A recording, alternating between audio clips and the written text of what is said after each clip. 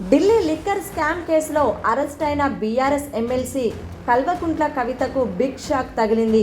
ఈ కేసులో మధ్యంతర బెయిల్ ఇవ్వాలంటూ కవిత దాఖలు చేసిన పిటిషన్ను రౌస్ ఎవెన్యూ కోర్టు తోసిపుచ్చింది. తన చిన్న కుమారుడికి పరీక్షల నేపథ్యంలో ఈ నెల 16 వరకు మధ్యంతర బెయిల్ ఇవ్వాలని కవిత పిటిషన్ దాఖలు చేసిన విషయం తెలిసిందే. అయితే కవితకు బెయిల్ ఇవ్వొద్దని ఈడీ కోర్టును కోరింది. కేసు కీలక దశలో ఉన్న సమయంలో ఆమెకు బెయిల్ ఇస్తే సాక్షులను ప్రభావితం చేసే అవకాశం ఉందని వాదించింది. కవిత బెయిల్ మధ్యంతర పిటిషన్పై ఇప్పటికే ఇరు వర్గాల వాదనలు విన్న రౌస్ ఎవెన్యూ కోర్టు ఇవాళ తీర్పు వెలువరించింది.